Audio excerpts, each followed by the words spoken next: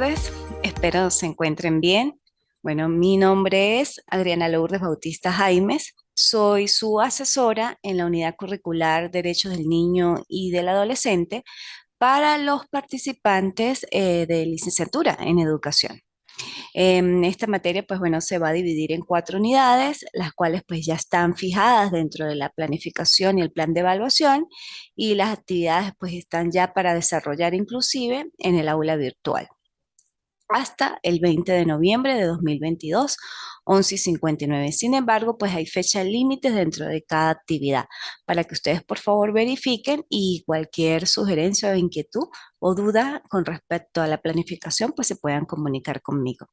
Les doy la bienvenida a este maravilloso mundo de saberes desde su casa de estudio, el Instituto de Estudios Superiores de Investigación y Posgrado, Ventanas al Conocimiento, de Táchira, Venezuela, para el mundo. Como ya indiqué, pues soy Adriana Bautista, soy abogada, egresada de la Universidad Católica del Táchira, hace 21 años, especialista en derechos humanos, especialista en derecho procesal, magíster en derecho penal y criminología. Actualmente pues estudio, al igual que ustedes, el doctorado en esta universidad, el doctorado en Derecho y Relaciones Internacionales. Y bueno, pues he sido docente desde aproximadamente 17 años en distintas universidades, desde que la universidad, pues, inclusive el IETSI estaba en conexión con otras universidades como la Bicentenaria de Aragua, en el convenio en la UNI, he dado también en la Universidad Fermín Toro, doy actualmente también en la Universidad Católica del Táchira, y bueno, pues me abrió el maravilloso mundo de la educación la Universidad Bolivariana de Venezuela, la cual estoy pues altamente agradecida, porque allí inicié precisamente pues esos pasos en la docencia que me gustan mucho, ¿no? Bueno, fui funcionario público por 20 años en el Poder Judicial, bueno, pasando pues desde secretaria, primero asistente, luego secretaria, y luego pues fui juez de primera instancia y también juez temporal en el área de Corte de Apelaciones del Circuito Judicial Penal del Estado de Táchira. Bueno, por decirlo fuerte, pues esta materia, derechos del niño y del adolescente, porque pues fungí como juez de responsabilidad penal de adolescentes de la sección penal como tal y del Circuito Judicial Penal del Estado de Táchira desde el 2008, pasando pues por las diferentes prácticamente etapas o fases del proceso penal, desde juez de control, juez de juicio y juez de ejecución. Por eso, bueno, también me gusta dar clases pues para impartir un poco del conocimiento que obtuve, que no me las sé todas, por supuesto, soy una humana y pues puedo errar, lógicamente, pero pues lo poco que sé me gusta compartirlo, y que cada día pues aprendamos más en este maravilloso mundo de saberes. Y como decía pues Immanuel Kant, ¿no? Atrévete a pensar. Así las cosas, bueno, yo habiendo dado la bienvenida, la breve presentación sobre mi persona, sobre lo que hago, sobre lo que hice, sobre lo que he estudiado, lo que sigo estudiando, pues vamos también a hablar, ya también hablé un poquito de la planificación, sin embargo, pues vamos a repasarla. La planificación está dividida en 4 actividades. La primera es un mapa conceptual, el desarrollo de la unidad 1, que es prácticamente la evolución histórica de los derechos de la niñez. Ese mapa conceptual pues debe poseer la estructura propiamente de un mapa conceptual, ¿no? Su texto y alrededor sus temas o sus textos que van a girar alrededor de ese tema principal. Lógicamente que deben tener conexiones direccionales, flechas direccionales o conectores en palabras que me indiquen la secuencia sobre la identidad inclusive del contenido. ¿Okay? Eso va a ser de un 25%. Al finalizar de hoy la clase, yo voy a dictar una frase y así va a ser en las 3 clases siguientes. Vamos a dar 4 clases virtuales o sincrónicas por este medio. Al final o en el transcurso de la clase, yo emitiré una frase de determinada autoría o puede ser inclusive mía. Esa frase ustedes la van a colocar en la actividad que es requerida en el aula virtual. ¿Esto con qué? Con el fin de yo verificar efectivamente que el estudiante pues atendió, vio la clase. Si bien es cierto, las clases son virtuales, no son de obligatorio cumplimiento, es muy importante para mí como docente que ustedes puedan pues observar al tutor, escucharlo, si tienen alguna pregunta pues socializarla después. ¿Y cómo se aprende esto? Observando las clases. Y se les haría muy fácil a ustedes pues no ver las clases y solamente presentar las actividades.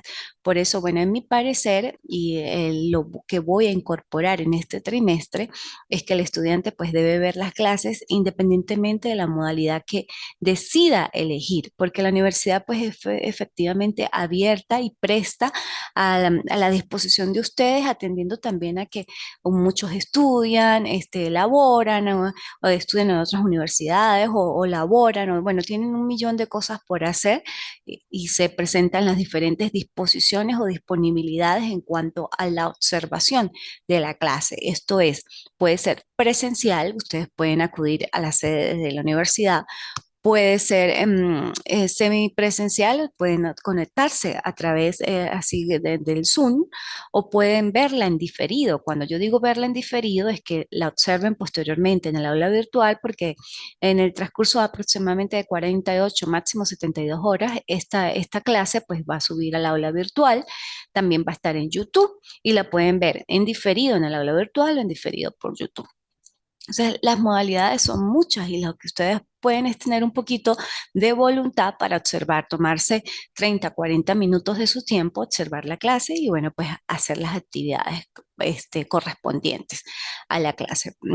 Eso es parte pues de la responsabilidad que ustedes adquirieron y el compromiso con ustedes mismos pues de estudiar. Si están estudiando derecho, o bueno, en este caso educación, pues tomar esa responsabilidad de ver la clase en diferido si no la pueden verla en directo como en el momento que se genere el link. ¿Ok? Esa frase, pues bueno, la voy a repetir 2 o 3 veces, ustedes la van a copiar y posteriormente pues va a ser anexada en la actividad. Si la primera actividad es un mapa conceptual, ustedes pueden colocar la frase al inicio del mapa o debajo, no importa el orden como la coloquen, solamente es la frase que yo indique, que vaya a decir en clase y lo que me va a dar de una otra manera mi garantía de que ustedes vieron la clase. Si otro de los compañeros se la facilitó, también puede pasar, también me pueden engañar, pero al final no me engañan a mí, se engañan es ustedes que no están aprendiendo, cuando yo hablo de esa aprehensión, de arraigo del conocimiento de manera efectiva y eficaz. Entonces, bueno, existen muchas modalidades y las alternativas para el estudiante también. Sin embargo, como estamos hablando de responsabilidad, inclusive dentro del marco de la responsabilidad, vale la lealtad, pues les sugiero y los invito a que ustedes internalicen estos conocimientos y cada quien haga sus tareas de manera individual.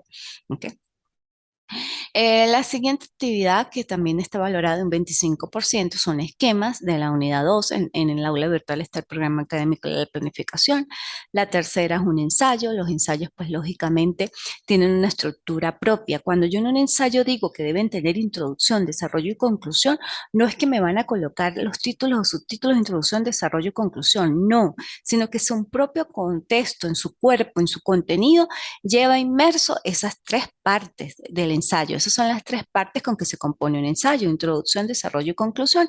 Lógicamente que eso está inmerso dentro del mismo contenido y a medida que el lector, en este caso yo como docente, voy a observar y a leer ese ensayo, pues me voy a dar cuenta que lo primero es la introducción, es como el abre boca de lo que usted me está queriendo decir, luego va a venir lo fuerte de esa introducción, que es el desarrollo, y la conclusión, que efectivamente es lo que usted observó, lo consideró, lo que estimó producto de esa mini investigación.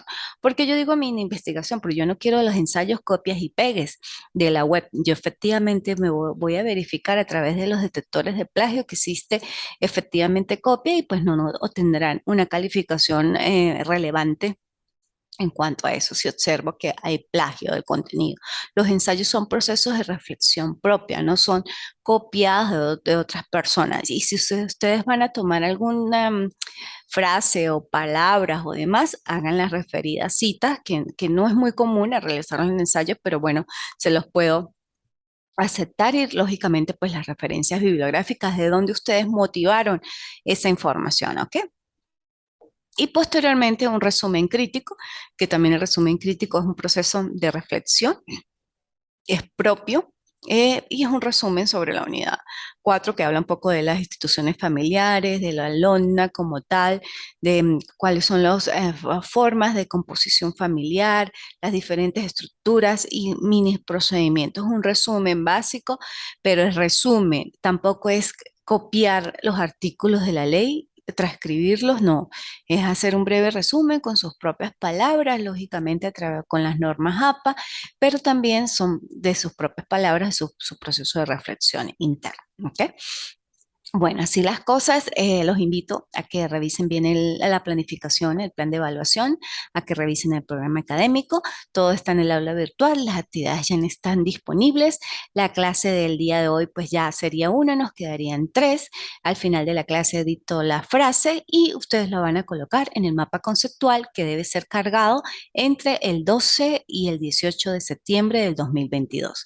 Fuera de ese lapso no se emiten entregas, así que espero total y oportuno cumplimiento de las actividades en los lapsos requeridos. Ajá, si por alguna oportunidad, eventualidad, porque también pues como en ese ámbito, a propósito de hablar del ser humano, se les escapa o no pueden por razones ajenas a su voluntad, comuníquese conmigo, en la plataforma está mi abonado telefónico y yo con gusto pues les puedo extender, pero bajo una justificación que sea de verdaderamente real y fidedigna, donde yo pueda extender ese tiempo de apreciación de valoración de la actividad. ¿Ok? Bueno, así las cosas vamos a empezar el inicio de lo que es la unidad uno como tal, que es la evolución histórica de los derechos del niño, niña y adolescente, y vamos pues a hablar un poco de lo que es la ley orgánica para la protección del niño, niña y adolescente, así de manera general, para que ustedes vayan haciendo como un mapa mental sobre la estructura de nuestra hermosa ley. Sin embargo, antes de proceder a eso, pues es necesario hablarles un poco de la evolución histórica de lo que son los derechos de la niñez y de la adolescencia, cómo fueron creados esos derechos de la niñez y de la adolescencia, porque recuerden ustedes les hago saber que efectivamente esos derechos de la niñez y de la adolescencia se pudieran originar dos tipos de vertientes, una del área de protección integral y otra del área de responsabilidad penal de adolescentes, cuando efectivamente un niño o un adolescente o una niña pues infringe una ley, una norma penal, pues incurriría en un conflicto con la ley penal y lógicamente pues pudiera ser merecedor de algún tipo de sanción dependiendo de la edad comprometida en ese caso. Y el área de protección que efectivamente pues es en aquellos niños que necesitan tutela sobre su forma de convivencia, sobre su apoyo familiar, sobre su estructura y demás. ¿Ok? Así fue de una otra manera que fueron surgiendo esos derechos del niño y del adolescente y que en un principio, ¿no? En la antigüedad, nadie pues pensaba ofrecer protección integral a los niños. Lógicamente, a medida que los niños y las niñas y los adolescentes fueron creciendo, pues fueron viéndose incursos tanto en delitos o fueron viéndose incursos en necesidades especiales que tenían que ser protegidas y salvaguardadas. Por eso nacen la protección de los niños o los derechos de protección de los niños, niñas y adolescentes como inherentes para ellos en su ámbito de evolución y de desarrollo. En la Edad Media, pues los niños eran considerados pues como adultos pequeños, lógicamente que fueron allí los procesos regulatorios dentro de una normativa, ¿no? Sin embargo, fue a comienzos del siglo XX, bueno, que los países industrializados empezaron a ver y a crear normas de protección para la infancia frecuentemente, pues porque ya los niños en esa época trabajaban y muchas veces esos trabajos eran bastante rudos para esos niños, niñas y adolescentes, pues que estaban en situación de riesgo, pero que debían de una otra manera trabajar porque también pues tenían necesidades. Así las cosas, comienza ya lo que es el marco regulatorio, los instrumentos regulatorios para lo que son los derechos de los niños, niñas y adolescentes en 1994, cuando la Sociedad de las Naciones Unidas aprueba la Declaración de Ginebra sobre los derechos de los niños, niñas y adolescentes, reconociendo efectivamente los derechos de los niños y que necesitan contar con los apoyos necesarios para su proceso de evolución o su proceso de desarrollo. Luego, en 1946, la Asamblea General de las Naciones Unidas crea el Fondo Internacional de Emergencia UNICEF, efectivamente centrado en los niños de todo el mundo o para los niños de todo el mundo. En 1948, la Asamblea General de las Naciones Unidas aprueba la Declaración Universal de los Derechos Humanos, cuyo artículo 25 pues da especial protección tanto a lo que es la mamá como es al niño, efectivamente. En 1959, la Asamblea General de las Naciones Unidas aprueba la Declaración de los Derechos del Niño, que reconoce, entre otros, el derecho del niño a la educación, a la atención a la salud y a un entorno que lo apoye. En 1966, con el Pacto Internacional de los Derechos Civiles y Políticos y el Pacto Internacional de los Derechos Económicos, Sociales y Culturales, los Estados miembros de las Naciones Unidas se comprometen a defender la igualdad de derechos, incluyendo la educación y protección social e integral de los niños, niñas y adolescentes.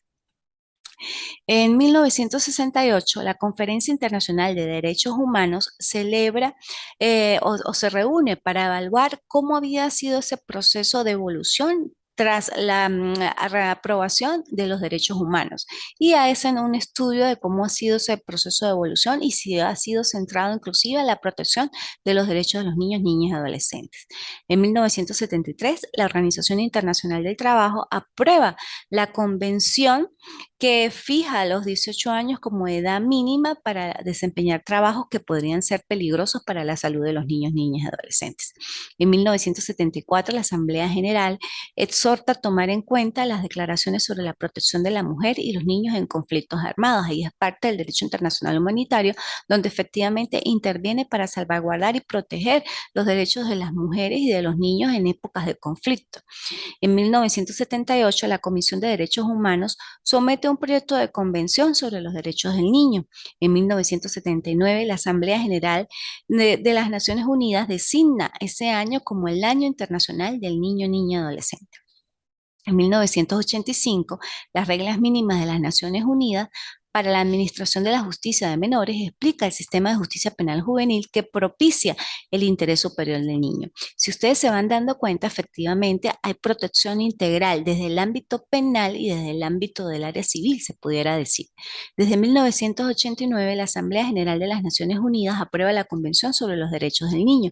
En 1990 se celebra en Nueva York la Cumbre Mundial a favor de la infancia. Son directrices para la prevención inclusive de la delincuencia juvenil. En 1991 hay una antesala a la creación de la Red de Información de los Derechos del Niño que fue creada efectivamente en 1995. En 1999 la Organización Internacional del Trabajo interviene nuevamente y aprueba el convenio de las peores formas sobre trabajo infantil. Ellos describen las peores formas de trabajo infantil y pues evita que esas formas de trabajo forzado lleguen a los niños. En el 2000, la Asamblea General aprueba dos protocolos facultativos que van en consonancia con la Convención de los Derechos del Niño, Niña y Adolescente e impide que los niños participen en conflictos armados. En el 2002 se aprueba el programa Un Mundo Apropiado para los Niños. En el 2006, junto con la Oficina de la ONU contra la Droga y el Delito, UNICEF publica el manual para cuantificar los índices de la justicia de menores. En el 2010, el secretario general de las Naciones Unidas da a conocer el informe titulado Situación de la Convención sobre los Derechos del Niño, o sea, cómo va ese proceso de evolución. En el 2011 hay otro protocolo facultativo de la Convención sobre los Derechos del Niño de 1989 que va más reflejado en cuanto a la condición de los niños, niñas y adolescentes en su proceso de desarrollo. En el 2015, pues ya Somalia y Sudán ratifican la Convención sobre los Derechos del Niño y para un total de 196 países que han ratificado la Convención sobre los Derechos del Niño. Cuando los derechos del niño, niña y adolescente empiezan a surgir, efectivamente emergen con ocasión a los diferentes comportamientos que los niños presentaban en las distintas épocas. Lógicamente que los niños a medida que se desarrollan y que van creciendo, pues van adquiriendo derechos y deberes. En un primer momento, a los niños, niñas y adolescentes se les consideró como objeto de derecho, no como sujeto de derecho, naciendo así una doctrina que ya era llamada a nivel universal la doctrina de la situación irregular del niño, niña y adolescente, donde esta doctrina veía a ese niño, niña y adolescente como un objeto de derecho, más no como un sujeto pleno de derecho. Sí era efectivamente tutelado y salvaguardado, pero no era merecedor como tal de todos los derechos y garantías que en un principio podía tener una persona adulta o que tenía una persona adulta.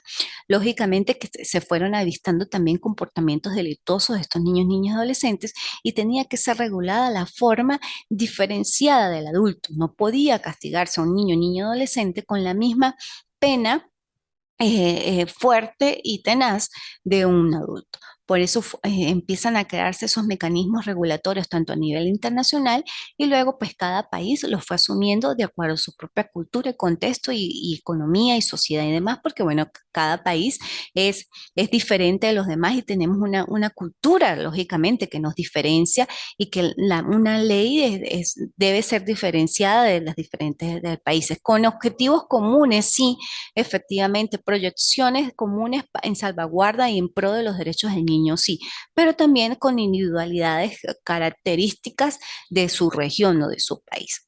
A medida, como ya indiqué, que fue ese proceso de evolución en Venezuela como tal, bueno, primero estuvo el Código de Menores, luego de ese Código de Menores que duró bastante tiempo, bueno, apareció, emergió la Ley Tutelar del Menor. En la Ley Tutelar del Menor, pues lógicamente este Código de Menores y la Ley Tutelar del Menor amparaba lo que era la doctrina de la situación irregular del niño. De hecho, con la Ley Tutelar del Menor, un joven, un adolescente, un niño que cometía hechos delictivos, solamente se le aplicaban eran medidas de protección, no se podía adecuar muy bien esa conducta delictuosa en la capacidad del niño y pues lógicamente que siempre se le trataba de garantizar sí sus derechos, pero hasta allí no había un marco regulatorio preciso en cuanto a la comisión de hechos delictivos. Inclusive pues se asemejaban al Código Penal y decía que eran totalmente inimputables pues las personas que tenían 12 años y demás. Por esas razones pues bueno, a raíz también de manera internacional universal, se consolida lo que es la doctrina de protección integral de los niños, niñas y adolescentes con ocasión a la Convención sobre los Derechos del Niño, Niña y Adolescente. Esta doctrina de protección integral, como su nombre lo indica, abarca todos esos derechos y garantías, pero también le indica al adolescente o al niño o a la niña que también tiene deberes por cumplir. Así se crea la doctrina como fundamento, inclusive de la Convención sobre los Derechos del Niño, Niña y Adolescente, y muchos países la adoptan, pues lógicamente, como doctrina interna y la adaptan a su propia legislación. Aquí, así las cosas en Venezuela, se crea en el 2000 la Ley Orgánica para la Protección del Niño, Niña y Adolescente, que su fundamento efectivamente es la doctrina de protección integral del niño, niña y adolescente. Esa doctrina de protección integral del niño, niña y adolescente que surgió y que emergió y que se consolidó en nuestra ley, en la Ley Orgánica para la Protección del Niño, niña y adolescente, pues abarca prácticamente o abarca dos sistemas. El sistema de protección integral del niño, niña y adolescente, que es prácticamente del artículo 1 al 525 de la ley especial y del 526 en adelante, es el sistema de responsabilidad penal de adolescentes. Dos sistemas en una misma ley. El primer sistema, lo que es el sistema de protección integral o el Rector Nacional de Protección Integral, abarca lo que es el área civil netamente. ¿Por qué digo civil? Porque ahí se manejan intereses o conflictos o jurisdicción lógicamente especializada, pero cuando existen inclusive actividades contenciosas entre los padres, padre y madre, o el niño o la niña no tienen ni papá ni mamá, hay que colocarlo bajo una medida de abrigo, de protección, colocación familiar con sus representantes. Tutela efectivamente todas aquellas áreas que le faltan a ese joven, a ese niño, y que pues lógicamente el Estado las arropa, las abarca y las regula con todo lo que es el sistema de protección integral, salvaguardándole todos sus derechos a esos niños que están en situación inclusive de riesgo o que no tienen las suficientes comodidades o que no están suficientemente amparados por sus padres y el Estado asume, lógicamente a través de un circuito especializado, el circuito de protección integral, donde están los jueces especializados que dirimen esas controversias. Aparte de los jueces, están los órganos administrativos, que son las entidades de atención, inclusive los órganos auxiliares de administración de justicia, como el Ministerio Público, están los consejeros de protección, que se podría decir que es un órgano administrativo que muchas veces y que toma parte en el sistema de protección integral cuando no existen casos contenciosos que puedan intervenir lo que es la parte jurisdiccional o lo que es el propiamente el juez. Todo eso pues lo vamos a ver en las siguientes clases, pero esto es una boca de las unidades 2, 3 y 4, que es parte de la unidad 1, lo que yo estoy hablando de la evolución, de lo que es la ley y demás. Ese sistema de protección integral, lógicamente en los primeros articulados del 1 al 95 o 94, abarca lo que son los principios, los derechos y los deberes de los niños, niñas y adolescentes, que lógicamente también vamos a tomar algunos allí en la parte del sistema de responsabilidad penal. Pero prácticamente toda esa normativa está dirigida y es del sistema de protección integral de los niños, niñas y adolescentes, donde ustedes, educadores, pues tienen que conocerla, sobre todo lo que es del 1 a la casi 100 de los primeros artículos, porque ahí abarcan los derechos de los niños y los deberes de los niños.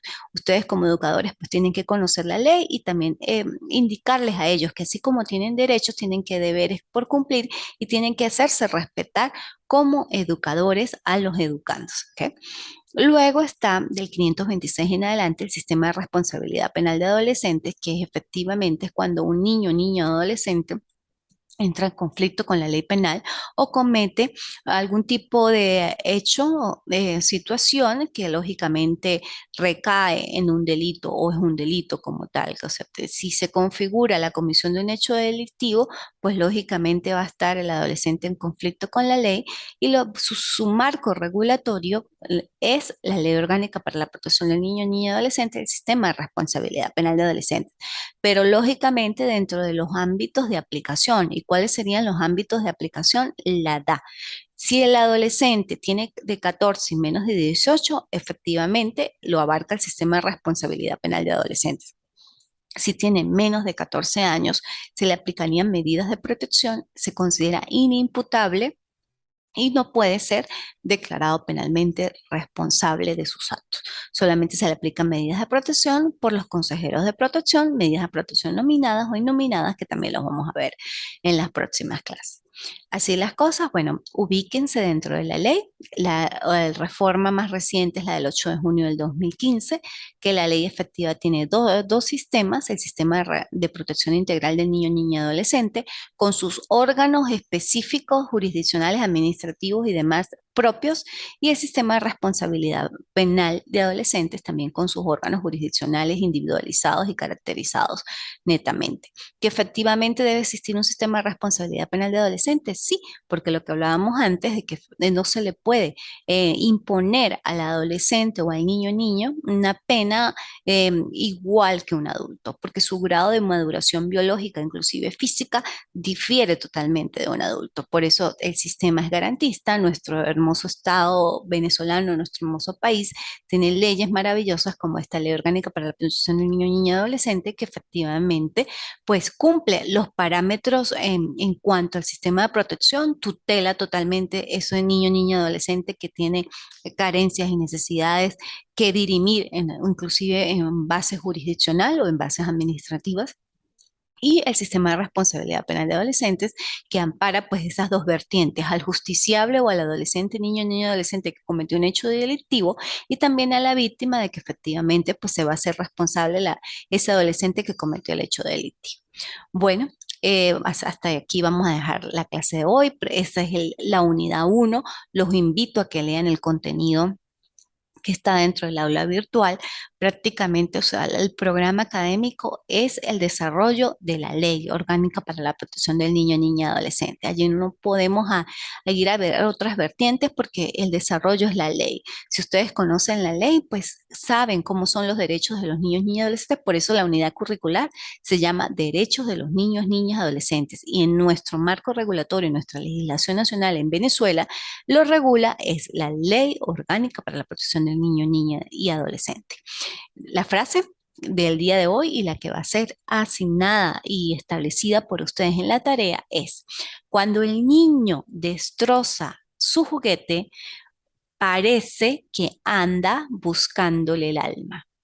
Cuando el niño destroza su juguete, parece que anda buscándole el alma. Esto lo dijo Víctor Hugo, que fue un poeta y dramaturgo francés de la época del romanticismo. Vuelvo y repito, cuando el niño destroza su juguete, parece que anda buscándole el alma. Y ciertamente, pues tiene razón. Si ustedes ven, los niños, niñas, adolescentes siempre están ávidos de saber y de comprender lo que es el mundo. Y muchas veces en sus juguetes, pues expresan sus sentimientos.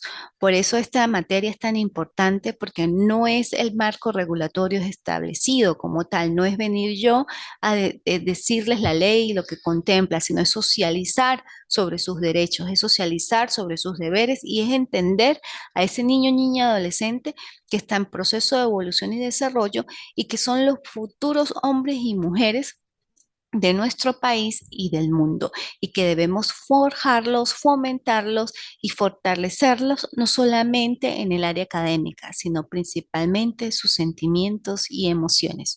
Así las cosas, nos vemos en la próxima oportunidad. Hasta luego. Muchas gracias.